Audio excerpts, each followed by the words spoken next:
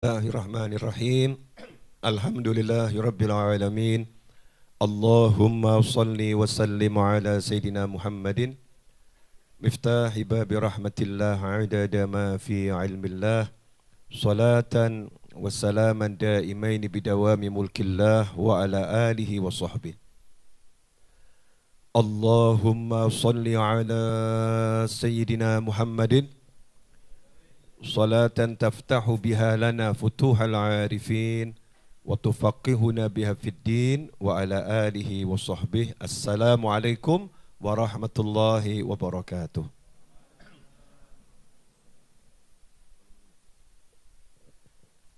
Alhamdulillah pada waktu akhir duha ini menjelang zuhur kita masih bisa ya, dan mudah-mudahan selalu bisa sampai akhir umur nanti, setelah umurnya panjang seperti umurnya Nabi Nuh, ribuan tahun ya, sehat wal afiyah, kita bisa istiqomah cari ilmu dan kelak wafatnya husnul khatimah. Amin Allahumma amin.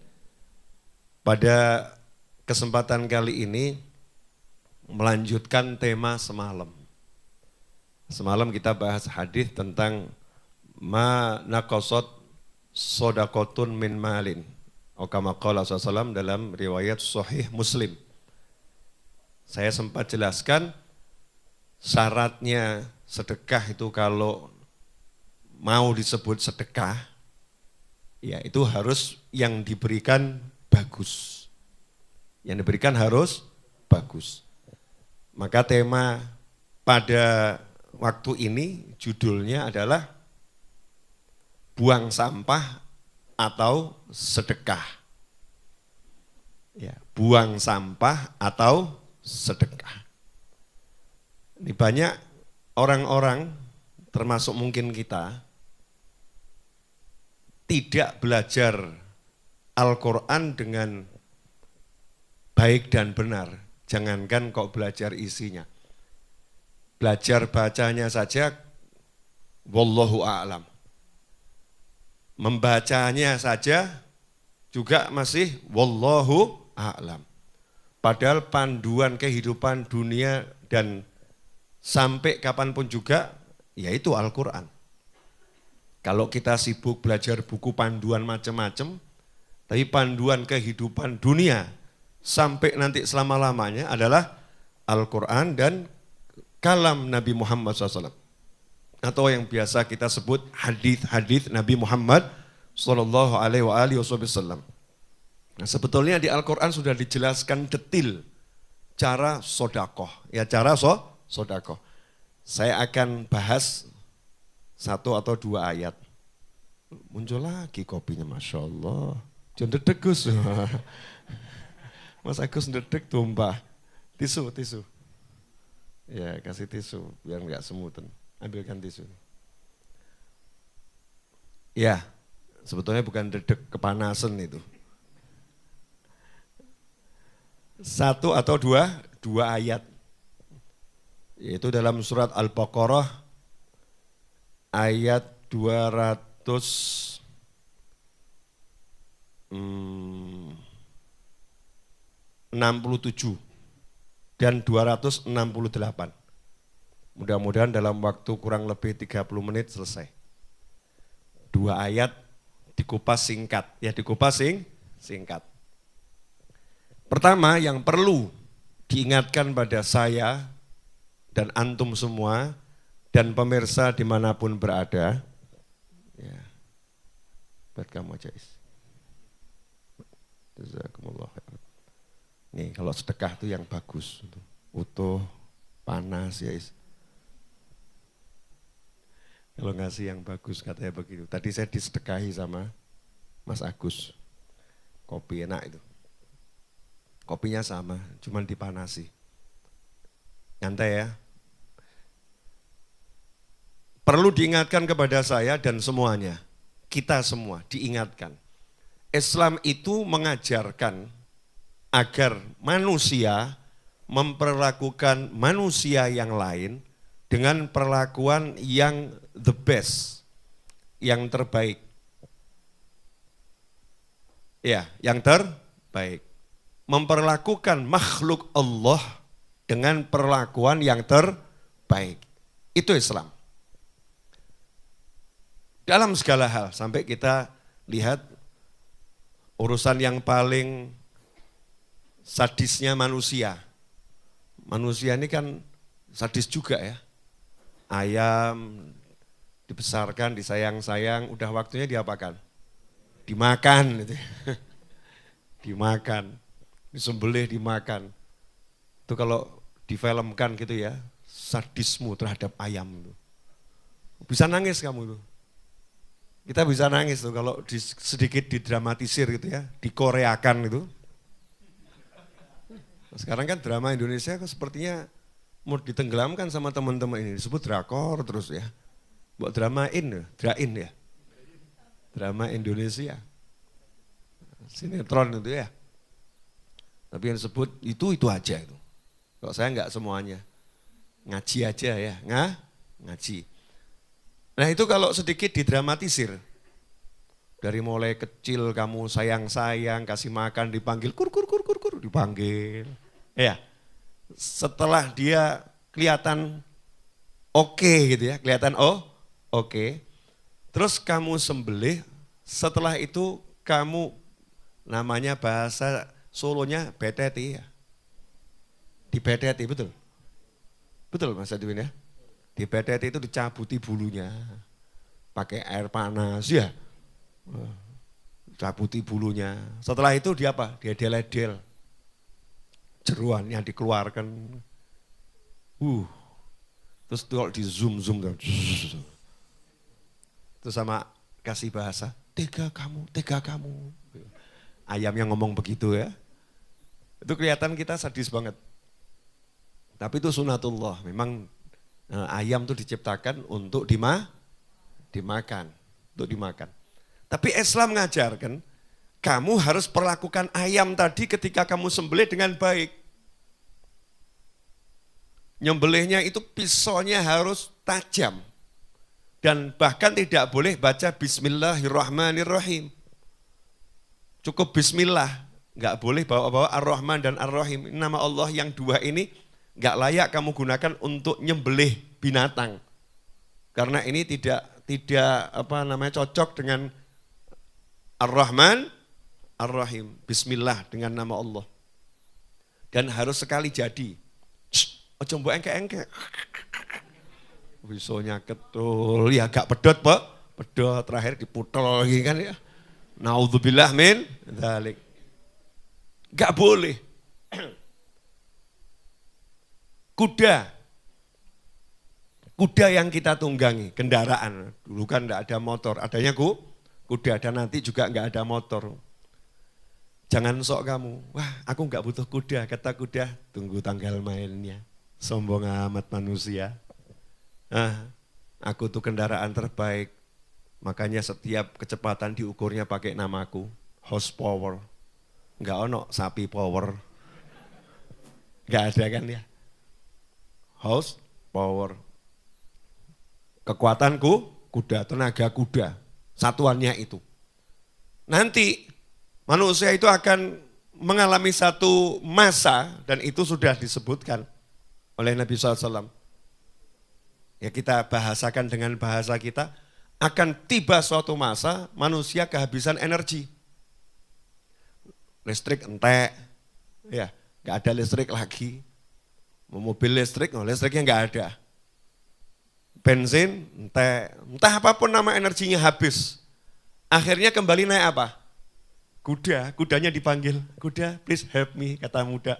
Dulu kamu gaya, gak mau saya. Sekarang ternyata kamu mau sama saya, cari-cari saya. Nah itu kuda itu kalau kita duduk di atasnya. Kalau kita ngobrol, berhenti dan ngobrol, itu gak boleh oleh Nabi SAW. Jangan jadikan tungganganmu seperti kursimu. Dia bukan kursi. Turun dari situ, tambatkan kudamu, ngobrol loh. Karena ini kendaraan, bukan kursi. Harus diperlakukan dengan yang terbaik. Apapun dan siapapun itu, makhluk Allah Subhanahu wa ta'ala.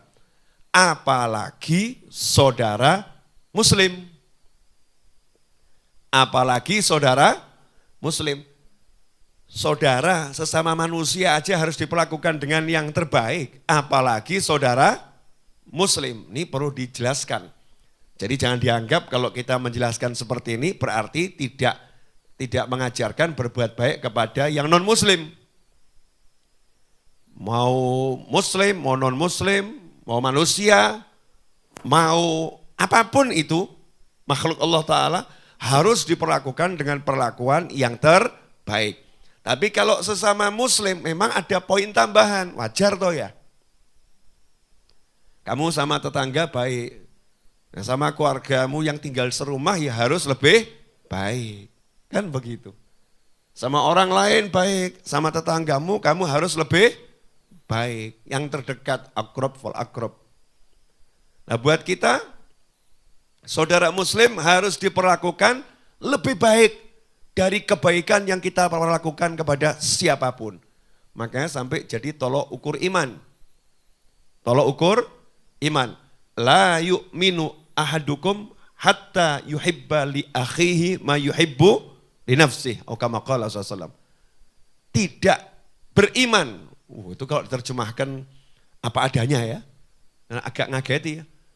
La yu'minu, tidak beriman salah seorang di antara kalian sebelum dia bisa mencintai untuk saudaranya seperti apa yang dia cintai untuk dirinya sendiri. Artinya kalau bahasa yang baik dalam bahasa Indonesia, terjemahannya yang betul ya.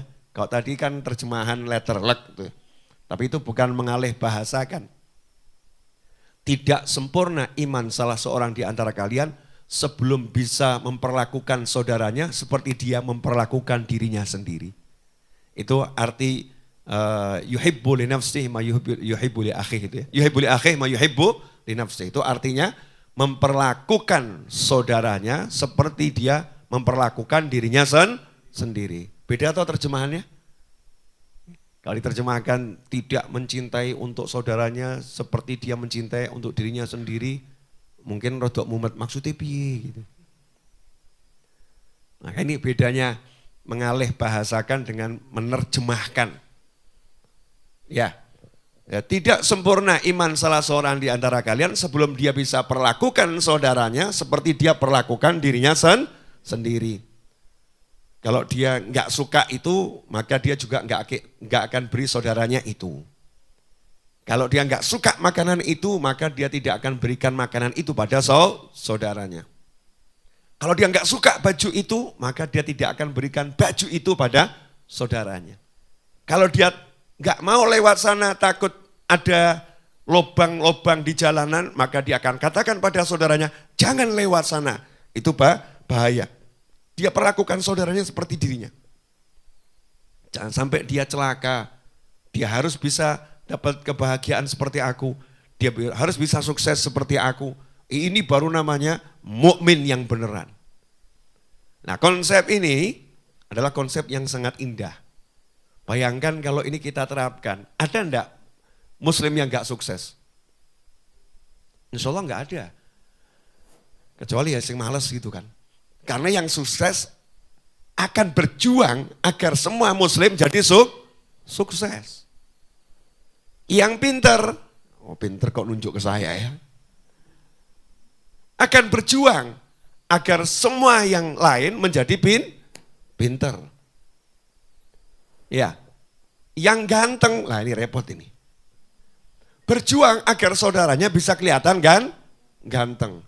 Wah kamu ini kalau gini-gini ya gak laku-laku mas itu ya. Gimana ya udah nih.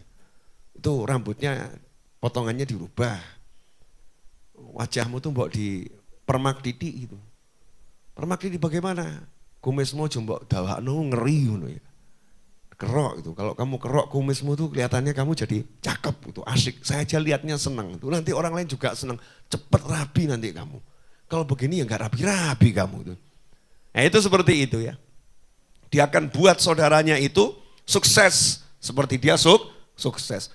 Dia akan jaga saudaranya agar tidak celaka seperti dia jaga dirinya sendiri. Itu makna la yu'minu ahadukum hatta yuhibba li akhihi ma yuhibbu li nafsihi. Lah apa kaitannya dengan surat Al-Baqarah 267 268? Allah Ta'ala mewahyukan di ayat yang 267 surat Al-Baqarah, ya ayyuhalladzina amanu anfiqu min thayyibati ma kasabtum. Yang dipanggil siapa ini? Orang-orang yang beriman. Ya ayyuhalladzina amanu. Tadi kan la yu'minu. Ya, ahadukum. Ini yang diajak bicara juga orang yang beriman. Bukan sekedar muslim. Yang betul-betul punya keimanan yang kokoh. Yang betul-betul percaya. Surga itu nyata. Bukan cuma ada tapi nyata. Surga itu bukan metaverse saudara-saudara. Bukan. Surga itu nyata. Surga itu bukan ilusi. Surga itu bukan alam maya, bukan. Tapi alam real, alamnya nyata. Yang ada setelah kehidupan ini. Ya tentunya nanti kalau kita udah pindah dan jangan sekarang dan jangan tergesa-gesa. Ya jangan tergesa-gesa. Hei orang-orang yang beriman. Anfiku, berdermalah, dermakanlah, sedekahkanlah. Bahasa Indonesianya anfiku kan macam-macam ya. Sedekahkanlah, dermakanlah, ya, apalagi nafkahkanlah. Dari mana yang harus kamu nafkahkan? Min thayyibati ma kasabtum. Dari usahamu yang baik-baik. Wa mimma akhrajna lakum minal ardh. Dan juga dari sebagian yang kami keluarkan dari bumi untuk kalian. Nah, terus ada larangan. Yang tadi perintah, nomor 1 ada perintah. Perintah keluarkan yang baik. Kalau kita bisnis dapat duit, nah itu kasihkan yang baik. Kalau pertanian, ya duren, ya. Jangan yang bosok, yang dibagi. Yang baik. Terus ada larangan, dipertegas lagi sama Allah Ta'ala. Wala tayammamul khabitha minhu tunfikuna walastum biakhidhihi illa an tughmidhu fihi. Wa'lamu annallaha ghaniyyun hamid. Dan janganlah kalian memilih yang buruk-buruk, lalu kalian nafkahkan daripadanya, padahal kalian sendiri tidak mau mengambilnya, melainkan dengan memicingkan mata terhadapnya. Dan ketahuilah bahwa Allah Maha Kaya lagi Maha Terpuji. Jelas ya ayatnya ya? Jelas atau enggak jelas? Jelas ya? Suruh ngasih yang baik dan tidak boleh milih yang buruk.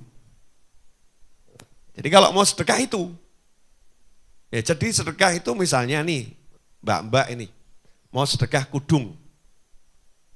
kerudungnya mau disedekahkan. Biasanya yang disedekahkan yang disukai atau yang sudah enggak disukai? Jujur. Biasanya cari di lemari, ini kerudung sudah enggak kepake, ini ya, enggak kepake, ini kurang suka, ini kurang cocok. Terus disedekahkan temennya, nih buat kamu, wah Masya Allah baik banget. Padahal buang sampah. Daripada penuhin lemari, betul kan ya? Kalau dibuang di sampah nanti kurang ada yang menghargai, buang kepada temennya senangnya luar biasa. Betul temannya senang, betul. Itu baik, betul itu baik, saya enggak ngomong jelek, betul itu baik. Tapi bukan ini sedekah. Bukan begini konsep sodako. Ini sebetulnya sama dengan buang sampah, cuman beda tempat. Paham ya? Sama dengan buang sampah, karena udah kita anggap ini sampah gitu loh. Ini sampah. Barang yang udah enggak kepakai. Kita nggak suka. Ngeri lagi kalau memang udah nggak suka beneran. Suruh pakai aja, Nah itu micingkan mata tuh milu tuh gitu. Kalau cewek kan beda ya. Iya, cewek banget ya. Jangan ngomong mirip. Betul begitu Mbak? Enggak ya, cewek enggak begitu ya. Gimana? Lebih ngeri.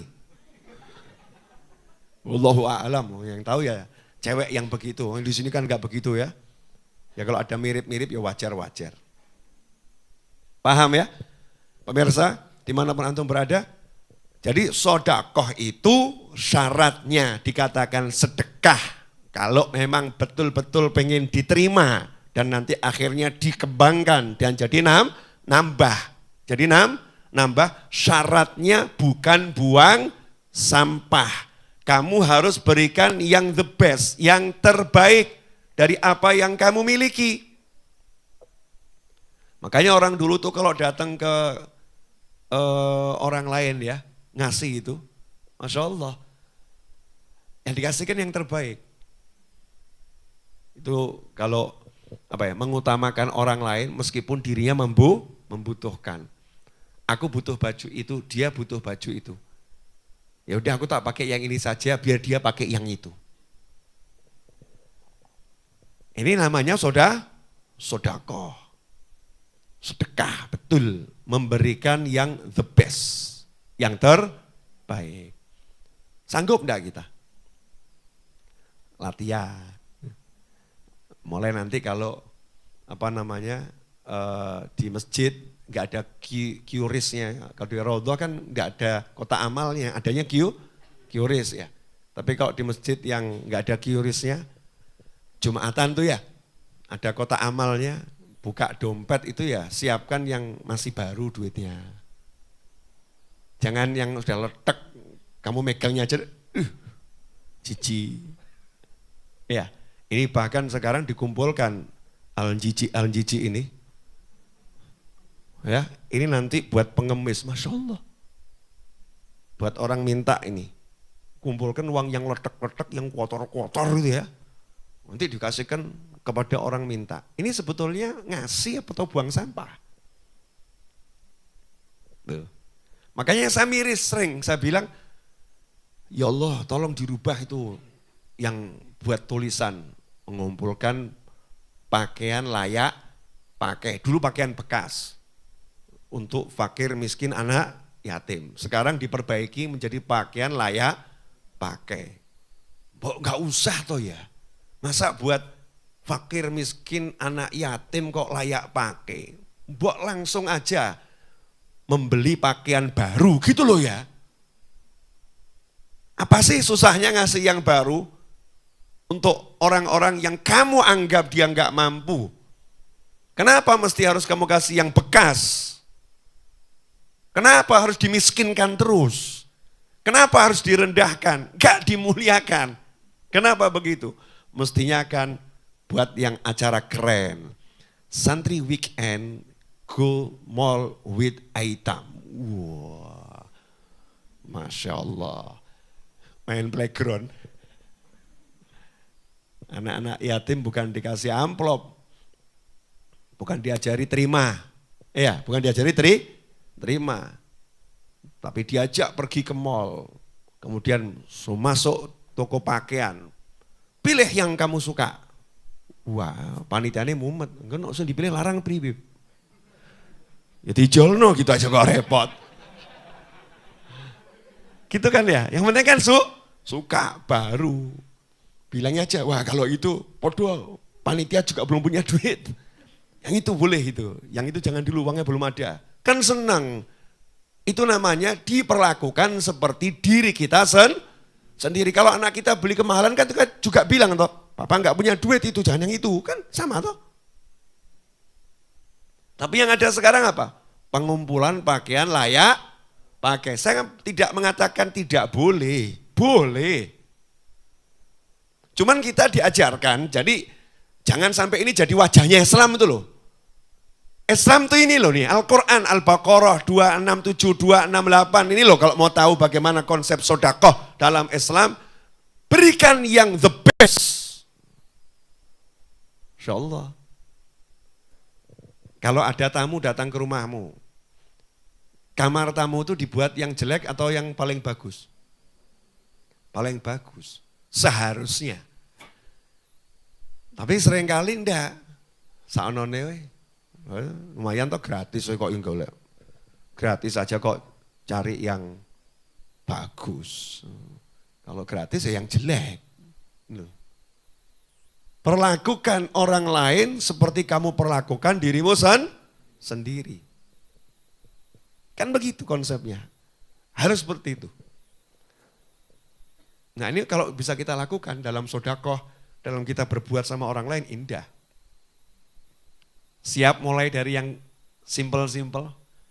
Ya dari yang simple. Saya misalnya ini, saya kondisi saat ini badan saya kurang fit, enggak seperti biasanya. Tapi kalau kamu suruh nyupir sampai Banyuwangi ya insya Allah masih kuat. Ya insya Allah masih kuat, perkara nanti tidurnya setiap berapa kilo, berapa jam ya wallahu a'lam.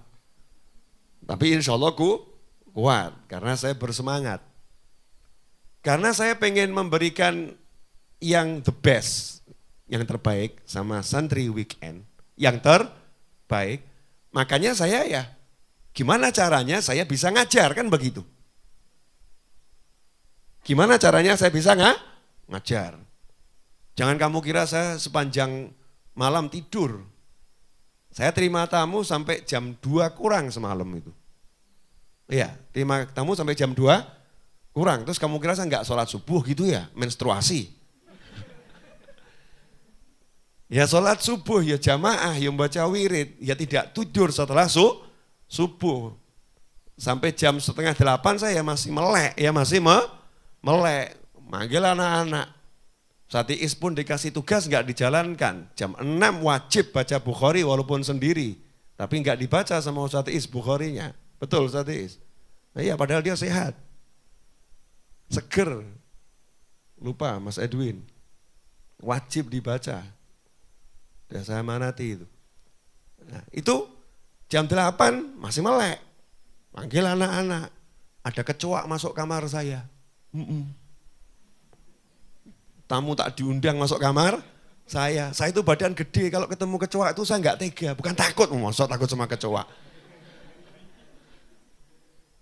Saya itu melarang teman-teman saya bunuh binatang kecuali dalam kondisi yang darurat. Tikus di Masjid Ar-Raudhah itu tidak dibunuh, ditangkap. Terus dibuang di kali. Kecuali kepepet. Udah. Itu kalau tikus dibunuh di sini, tikusnya udah melakukan kesalahan fatal. Ya, kita punya tim bukan pembunuh tikus, penangkap tikus. Bukan dibuang tempatnya tonggo, dibuang di kali, kembalikan ke lingkungannya. Jadi saya tadi panggil teman-teman, ya pemburu kecoak. Pemburu kecoak. Ternyata kecoaknya sudah melarikan diri, saudara-saudara. Jadi tidak ketangkep kecoaknya. Udah melarikan diri. Nah terus saya baru sekitar jam 8:15 usaha tidur. Karena saya pengen jam 10 lewat bisa ngajar. Ya tidur 1 jam kurang lebih. Biar seger badannya. Setelah itu otak-atik. Saya kan suka otak-atik. Saya tuh selalu sama high tech. Iya, high tech. Suka belajar teknologi. Nanti kamu kalau saya jelaskan pusing kamu. Enggak level, sorry, enggak level. Gaya ya. Nah, terus ya minum madu gitu kan ya. Makan pisang, makan apel, biar suaranya juga lantang. Ya suaranya lantang, biar bisa ngajar. Kenapa? Kalau saya diajar sama orang yang saudara-saudara, saya juga akan ngantuk. Saya tidak mau diajar dengan cara seperti itu, maka saya tidak mau mengajar dengan cara seperti itu. Paham ya? Saya tidak mau dibeginikan, maka saya tidak akan membegitukan. Itu Islam. Ini contoh dalam mengajar. Contoh ketika kamu punya duit, Gimana memperlakukan orang yang nggak punya duit? Bayangkan kalau kamu nggak punya duit, butuh duit. Gimana gitu? Nah ini konsep sodakoh itu memberikan yang terbaik, memilih dari yang terbaik. Jadi memilih dari yang terbaik, berikan yang terbaik, nggak lihat yang jelek. Nah sementara kebiasaan kita sekarang ini, bongkar lemari, cari yang jelek. Ini. Kalau saya terang-terangan sama teman-teman saya, ini semua sampah saya. Nah arep mbok nggo karepmu, mbok gopel ya karepmu ki sampah. Ini bukan hadiah. Tanya sama teman-teman saya. Saya kalau mau ngurangi sarung gitu ya, kalau ngasih teman-teman saya sarung baru. Ya sarung baru. Tapi kalau mau buang sampah, kadang udah saya buang, diambil sama Ustaz Iis. Diambil sama Edwin gitu kan ya. Daripada dibuang di sampah lebih baik saya pakai kan begitu. Tapi saya nggak pernah bilang itu sodakoh atau itu hadiah, buang sampah. Tapi mbok nggo sak karepmu. Karena saya menganggap ini sampah itu. Ini bukan sesuatu yang layak untuk saya hadiahkan. Paham ya? Jadi kalau saya mau hadiahkan ya sesuatu yang baru, yang bagus. Nah kecuali kalau itu benda bertuah. Nah lain. Kalau benda bertuah itu kan beda ya.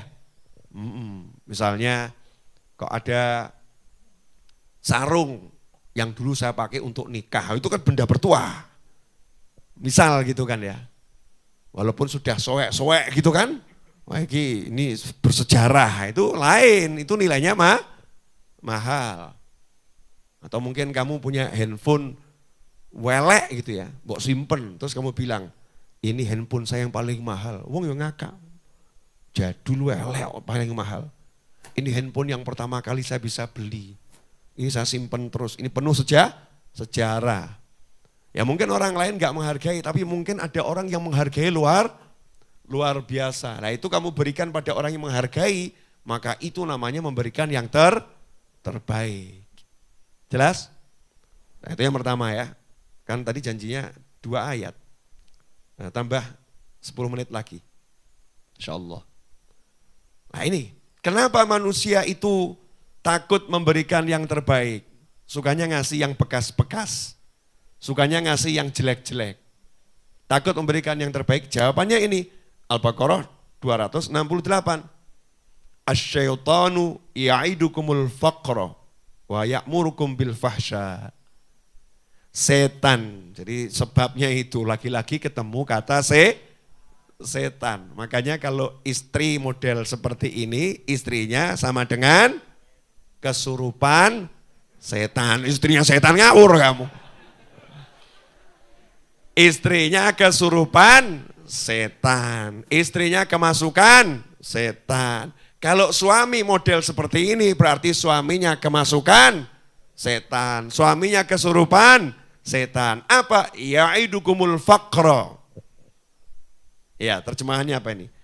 Menjanjikan atau menakut-nakuti kamu dengan kemiskinan. Maksudnya begini. Jangan kamu berikan dia. Terus nanti kamu makan apa? Iki bojo model ngene, ngeri. Kenapa? Kesurupan setan. Berarti kamu hidup sama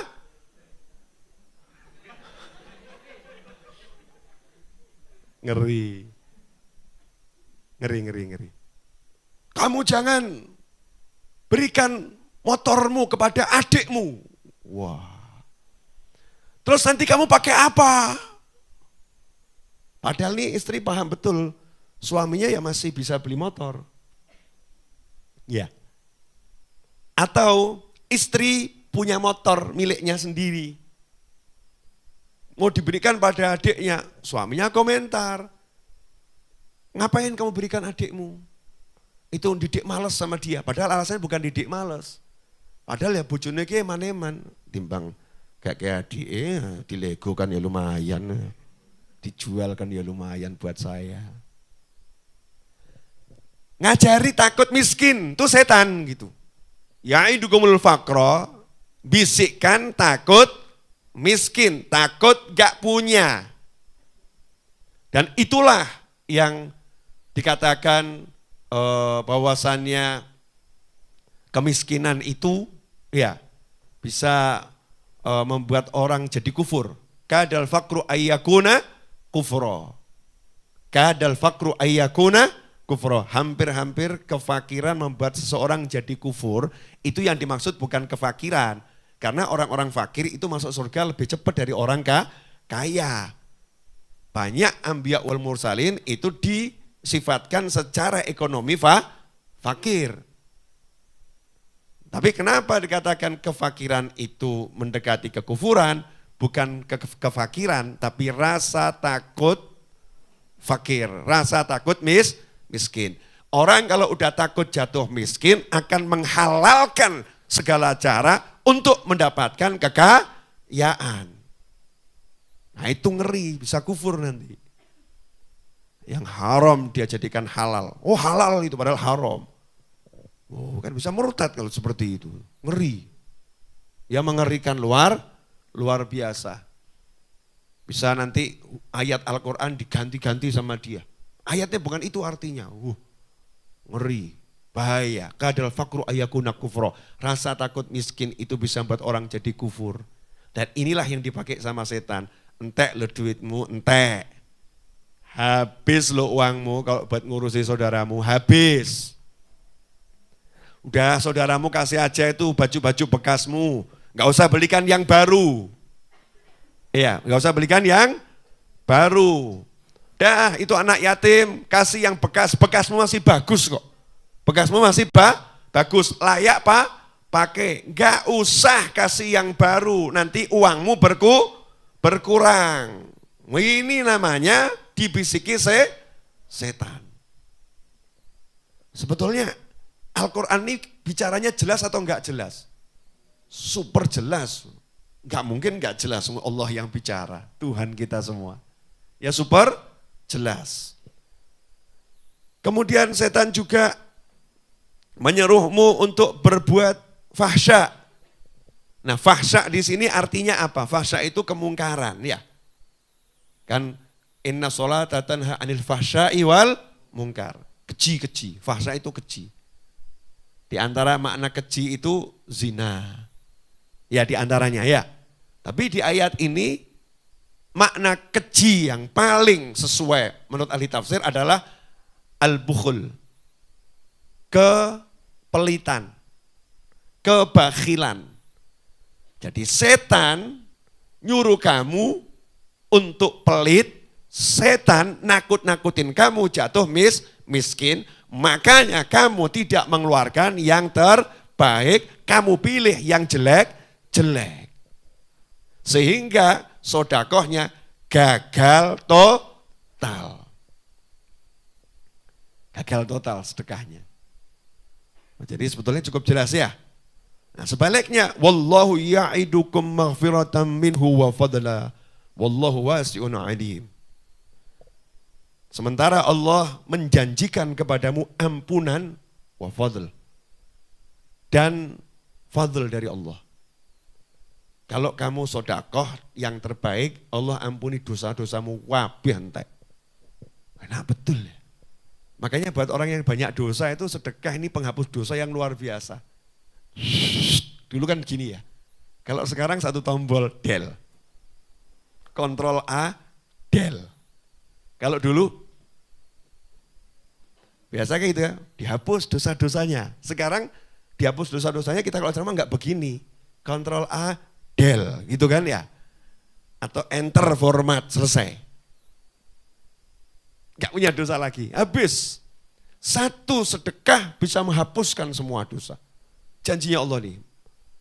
Wasari'u ila maghfiratin min rabbikum sampai akhir ayat. Itu nanti ayatnya juga kaitannya dengan sedekah. Ampunan. Nah wa fadl, nah ini fadl ini menarik. Fadl itu artinya kemurahannya Allah. Allah akan beri kamu balasan sesuai sisi kemurahannya Allah. Lomonya Gusti Allah, maha pemurahnya Allah. Ada orang ngasih saya roti, saya ini lomo, sugih lomo, misal begitu ya, insya Allah kabul gitu ya. dikasih roti, masa saya balas roti? Berarti kan sama. Dikasih roti kok balasnya roti, itu sama. Gak mungkin Allah sama dengan makhluk.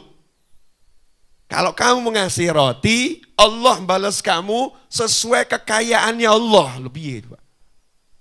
Makanya nggak ada ukuran tuh, nggak ada. Ukuran tuh hanya untuk ngiming-ngimingi gitu aslinya.